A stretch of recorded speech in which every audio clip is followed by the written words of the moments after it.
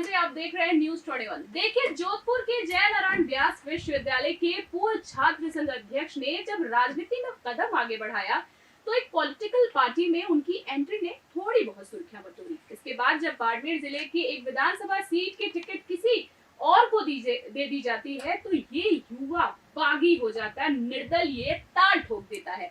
उसके बाद इतिहास रच जाता है। निर्दलीय प्रत्याशी के रूप में पहले जोधपुर यूनिवर्सिटी में अध्यक्ष और अब राजस्थान विधानसभा में विधायक। हम बात कर रहे हैं एक ऐसे युवा नेता की जिनके भाग्य में शायद बगावत करके राजनीति में सफल होना लिखा हुआ है। जी हाँ, ऐसा बहुत कम और देखने और सुनने को भी मिलता है। खैर, आज स्टूडियो में हम जिस शख्सियत से आपको रूबरू करवा रहे हैं उनके लिए ये लाइंस बिल्कुल सटीक बैठती है कि जिनमें अकेले चलने का हौसला होता है उनके पीछे एक दिन पूरा काफिला होता है। और ये बात सिर्फ हम नहीं, शिव विधानसभा की जनता नहीं, जैसलमेर बाड़मेर की जनता नहीं, राजस्थान की जनता नहीं, बल्कि पूरे देश के लोग कर रहे हैं।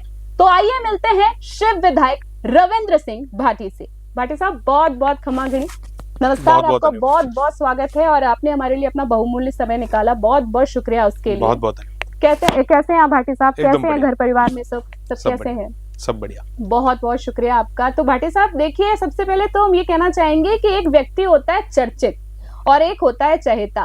तो देखिए, चर्चित व्यक्ति तो ना हर कोई बन जाता है, पर चहेता बनना हर किसी के बस के बात नहीं है, मैं ये कहूंगी। तो आपको एहसास है कि अब देश की जनता के चहेते बन गए हैं, तो ऐसा क्या जादू किया है आपने जनता पे? ये देश की और प्रदेश की, मेरे बाड़मेर, जैसलमेर और बालोतरा की शिव की जनता का आशीर्वाद है।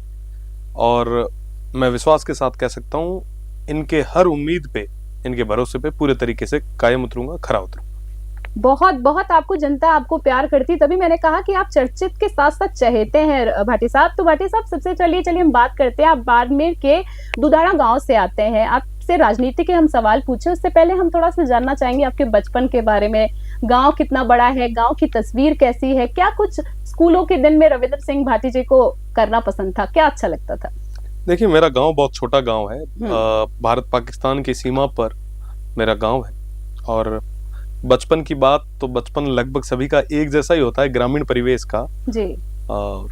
स्कूल के अंदर ठीक है, एवरेज स्टूडेंट थे। पिताजी उसी स्कूल में टीचर थे। मेरी स्कूलिंग गवर्नमेंट स्कूल में हुई है, तो जाहिर सी बात है कि पढ़ने में तो एवरेज थे, पर बाकी सब एक्टिविटीज में जी हमेशा टॉप पे रहे, चाहे स्पोर्ट्स हो चाहे और कोई हो।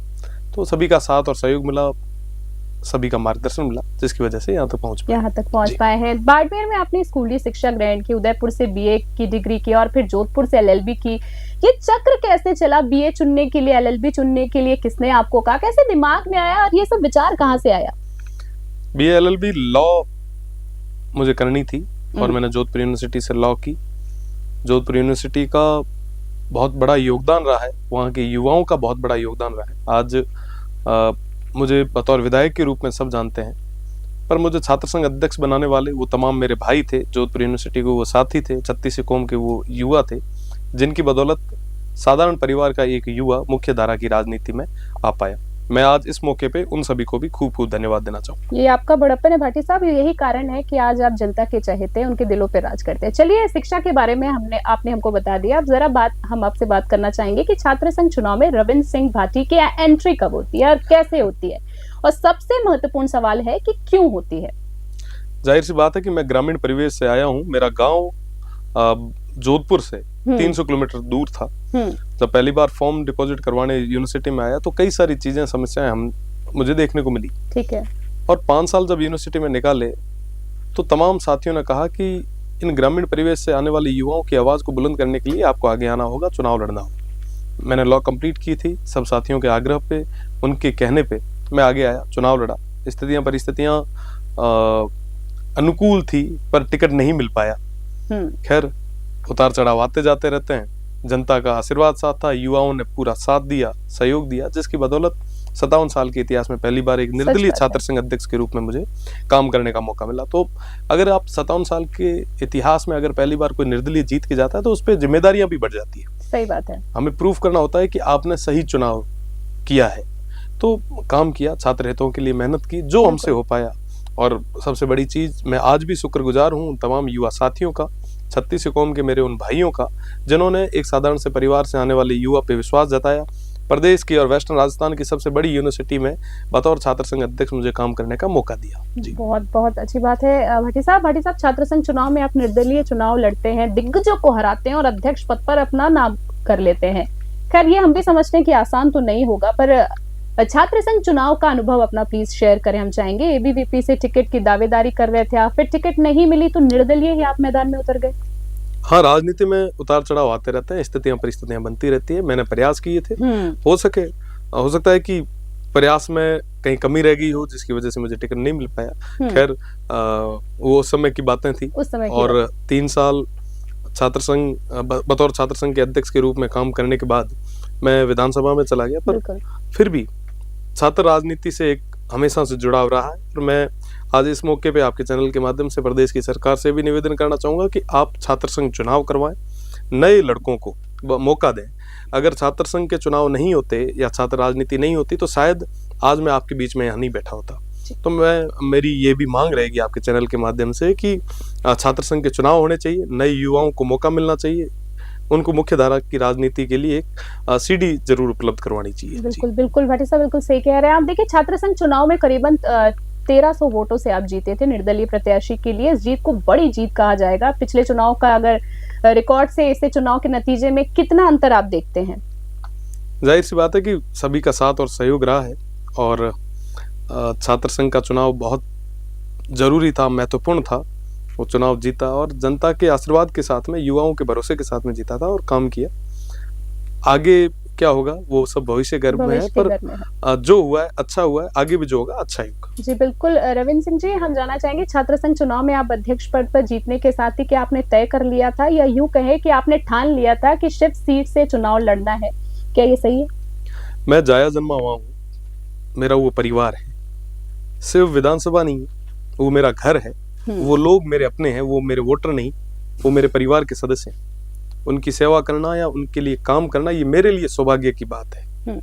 मैं आज विधायक हूँ, अगर नहीं भी होता तो भी उनके लिए हमेशा मैं तैयार रहता, क्योंकि मेरा बचपन उनके बीच में निकला है, मेरी 7 पीढ़ियां वहाँ पे रही है और मेरी भी आने वाली जितने भी मेरे भी परिवार के लोग होंगे वो इनके बीच में रहेंगे। तो इनकी सेवा करने का मुझे एक मौका मिला है, मैं निस्वार्थ भाव से इनकी सेवा करूंगा। बहुत ही खूबसूरत बात है। आमिन खान ने यू टर्न क्यों लिया? ऐसा कहा जा रहा है कि आपकी वजह से कांग्रेस ने आमिन खान को 6 साल के लिए पार्टी से निष्कासित किया है। आमिन खान साहब उस क्षेत्र के कद्दावर नेता हैं, वरिष्ठ लीडर हैं। मेरी उम्र नहीं है, उससे ज्यादा उनको उनसे डबल उनको पॉलिटिकल जीवन का तजुर्बा है। मैं हमेशा से उनका आदर करता आया हूँ और उनका बहुत बड़ा सहयोग इस बार की इस लड़ाई में रहा और मैं जीवन भर उनका शुक्रगुजार रहूंगा। जी भाटी साहब, आपका दावा है कि 4 जून को आपके पक्ष में नतीजा आएगा और एक ऐतिहासिक जीत जो है वो दर्ज होगी। बिल्कुल, निश्चित रूप से बाड़मेर, जैसलमेर और बालोतरा की जनता ने ये चुनाव लड़ा और ये जो जीत भी होगी ये बाड़मेर, जैसलमेर और बालोतरा की जनता की जीत होगी, क्योंकि ये इन्होंने बदलाव के लिए वोट किया, वोट के रूप में आशीर्वाद देके अपने भाई, अपने बेटे पे विश्वास जताया। जी। अध्यापक का बेटा बना राजनीति का अभिमन्यु, तो राजनीति में आप किसे अपना गुरु मानते हैं, ये जानना चाहेंगे? तमाम इस देवतुल्य जनता को जिन्होंने जीवन के हर दौर में मेरा साथ दिया, सहयोग किया और मुझे इस लायक समझा। चलिए, जैसलमेर लोकसभा सीट पर भाजपा और कांग्रेस दोनों पार्टियों ने दिग्गज नेताओं को मैदान में उतारा है। ऐसे में रविंद्र सिंह भाटी अपनी जीत को लेकर इतने आश्वस्त क्यों हैं? देखिए, ये चुनाव रविंद्र नहीं लड़ रहा था, जैसे मैंने पहले बताया कि बाड़मेर, जैसलमेर और बालोतरा की जनता ये चुनाव लड़ रही थी और जब जनता चुनाव लड़ने के लिए आगे आती है तो निश्चित रूप से एक बदलाव आता है और जनता की जीत होगी, मुझे पूरा भरोसा है। विधानसभा चुनाव के समय पॉलिटिकल पार्टियां अपने अपने प्रत्याशियों को टिकट बांट रही थी। चुनाव लड़ने के लिए नए लोग भी पार्टियों से जुड़ रहे थे, पार्टी की सदस्यता भी ले रहे थे, तो कई नेता दल भी बदल रहे थे। इसी बीच रविंद्र सिंह भाटी का नाम तेजी से उभरा। चर्चाएं तेज हुई कि रविंद्र सिंह भाटी भाजपा ज्वाइन कर सकते हैं। आपने भाजपा का दामन भी थामा, लेकिन शिव विधानसभा से किसी और को टिकट मिल गया। इसके बाद आप बगावत करते हैं और पंचकोणीय मुकाबले में जीतकर इतिहास रच देते हैं। तो भाजपा ज्वाइन करते समय कहीं आपके मन में हल्का सा भी संशय कहे, संदेह कहे कि आपको शिव से आपको टिकट ना मिले, ऐसा कुछ था आपके मन में? राजनीति में उतार चढ़ाव आते रहते हैं और आपको उन उतार चढ़ाव को स्वीकार करना होगा। स्थितियां परिस्थितियां जो भी बनी, जनता का आशीर्वाद मेरे साथ रहा। बिल्कुल। और जनता के विश्वास के साथ सबसे कम उम्र का विधायक बनने का मौका मुझे मिला। मैं शिव की देवतुल्य जनता का, 36 कौम के मेरे भाइयों का हृदय की अनंत गहराइयों से धन्यवाद ज्ञापित करता हूँ। और अब चुनाव में क्या हुआ, कैसे हुआ, क्या नहीं हुआ, उनकी बात नहीं करके मैं समझूंगा कि भविष्य में हमें कैसे इस क्षेत्र को आगे बढ़ाना चाहिए, विकसित कैसे करना चाहिए, सबको एक साथ आगे लेके कैसे बढ़ना चाहिए, उस पर चर्चा करनी चाहिए। बहुत ही अच्छी सोच है आपकी भाटी साहब। हम अब आपसे ये जानना चाहेंगे कि आप मोदी जी के कार्यकाल को किस तरीके से देखते हैं? जीतने के बाद अगर बीजेपी आपको फिर से बुलाती तो क्या आप जाना चाहेंगे? मैं आपको बताना चाहूंगा कि मेरी देवतुल्य जनता और 36 कौम के इन लोगों का जो आदेश होगा, रविंद्र उस आदेश की पालना करेगा। जैसा कि मैं आपको बताना चाहूंगा कि मैं एक विधायक था, लोकसभा चुनाव के बारे में कभी सोचा नहीं था, जनता के आदेश के साथ मैं आगे लड़ने के लिए आया। आगे भी जो निर्णय रहेगा वो जनता का निर्णय रहेगा और जनता के निर्णय की पालना मैं करूंगा। बिल्कुल भाटी साहब, अगर आने वाले समय में आपको देश का प्रधानमंत्री बनने का मौका मिले तो आप क्या बदलाव लाना चाहेंगे? देखिए, मैं इतनी कभी कल्पना कर ही नहीं सकता, मैंने कभी सोचा भी नहीं। वर्तमान में विधायक हूँ और ईश्वर के आशीर्वाद के साथ 4 तारीख को देश की सबसे बड़ी पंचायत में जनता की आवाज को बुलंद करूंगा। और भविष्य में क्या होगा, कैसे होगा, कभी नहीं सोचा है। वर्तमान में जो हूँ वैसे ही काम करना चाहूँ। चलिए, आपके लिए तो बहुत बहुत शुभकामनाएं हैं कि आप ऐसे ही तरक्की करें, क्योंकि देश की जनता वाकई में आपको बहुत प्यार करती है। भाटी साहब, अशोक गुद्दारा और आप में काफी अच्छी दोस्ती थी, तो अभी राजनीतिक वैचारिक मतभेद जो है ये कैसे हैं, अगर आप बताना चाहें तो? नहीं, कोई वैचारिक मतभेद नहीं है, वो अपना काम कर रहे हैं, मैं अपना काम। ठीक है भाटी साहब। भाटी जी, आपको काफी धमकियां भी मिली क्योंकि आपका काम इतना बेहतरीन है। सबसे बड़ी बात, इतनी कम उम्र का युवा अगर इस तरह की तरक्की पे पहुंचे तो जाहिर सी बात है धमकियां मिलना। तो इस पर आपका क्या कहना है? हरीश चौधरी के साथ विवाद, इलेक्शन एजेंट को रोका गया, आपने विरोध भी किया, तो क्या था पूरा मामला, क्या था ये? राजनीति में कई सारी चीजें होती रहती है, और रही बात धमकियों की, तो कई सारे युवा जो पद से भटक चुके हैं, उन्होंने बचपने में ये तमाम चीजें की थी। मैं कहना चाहूंगा कि ये जितने भी युवा है, ये सब मुख्य धारा में आए, उनके उज्जवल भविष्य की कामना करता हूं। और जाहिर सी बात है कि चीजें चलती रहती है, कई सारी बातें होती है जिनको दबा देना चाहिए। हमारे यहाँ पे कहते हैं कि जाजम नीचे दे देनी चाहिए, तो मैं भी ये चीजें जो छोटी मात्रा है वरना जाजम नीचे देने में विश्वास रखो। ठीक है भाटी साहब।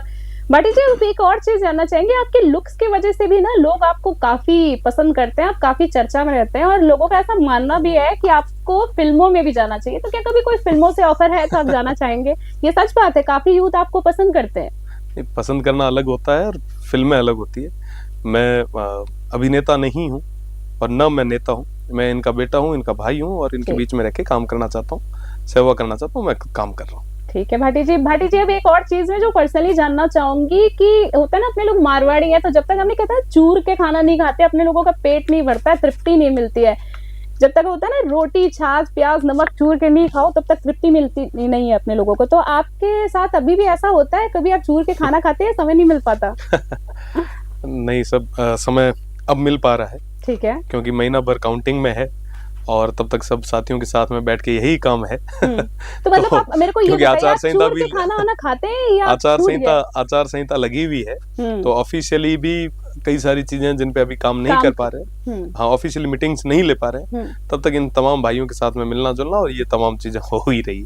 चलिए भाटी जी, ना आप ना शब्दों के धनी है, कम शब्दों में अपनी बात को बड़ी सरलता से आप रख देते हैं, ये तो हम कहेंगे। तो इतना ये जो हुनर है ये कहाँ से आता है? मैं आप लोगों से ही सीख रहा हूँ।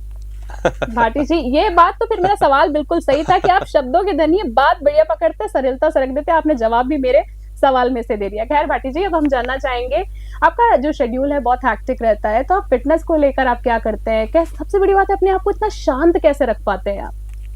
देखिए, भागदौड़ के इस पूरे शेड्यूल में अपने आप ही तमाम चीजें जब आसपास देखते हैं तो शांत आदमी अपने आप ही हो जाता है। और लोग काफी हाइपर हो जाते हैं, पर आपका स्वभाव इतना सरल है, इतनी जिम्मेदारियों के बावजूद भी आप इतने सरल कैसे रह लेते हैं? ये वाकई में हम जानना चाहेंगे। ये जिम्मेदारियां हैं इन सभी की, इन्होंने एक बहुत बड़ा विश्वास मुझ पे जताया है और मुझे काम करना है।